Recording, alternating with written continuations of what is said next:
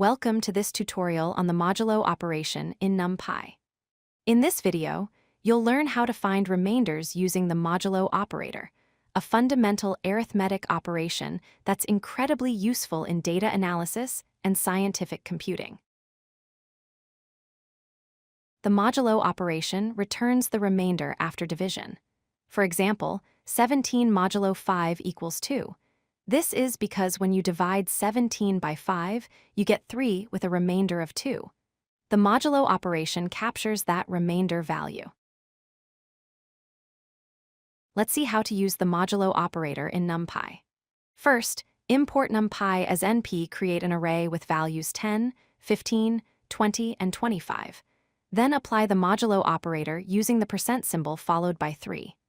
The result is an array containing 1, 0, 2, and 1, which are the remainders when each element is divided by 3.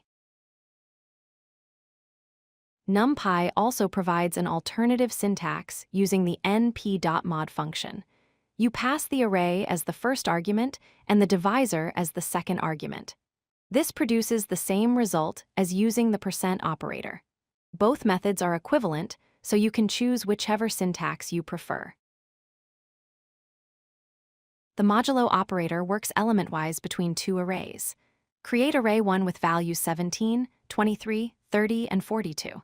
Create array 2 with values 5, 7, 4, and 8. When you apply the modulo operator, each element in array 1 is divided by the corresponding element in array 2. The result is an array of remainders, 2, 2, 2, and 2. The modulo operation has many practical applications. You can check if numbers are even or odd by taking modulo 2. You can cycle through patterns or sequences by using modulo to wrap values around. And you can find multiples or test divisibility by checking if the remainder is 0.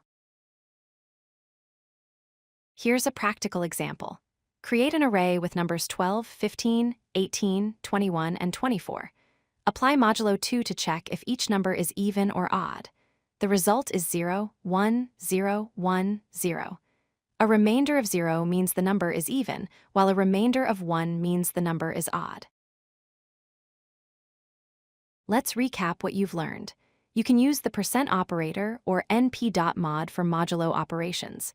The modulo operation returns the remainder after division. It works element-wise on arrays, processing each element individually. And it's useful for patterns, cycles, and divisibility checks. Thanks for watching, and happy coding with NumPy. If you like this video, hit that like button and don't forget to subscribe. Visit codelucky.com for more such useful content.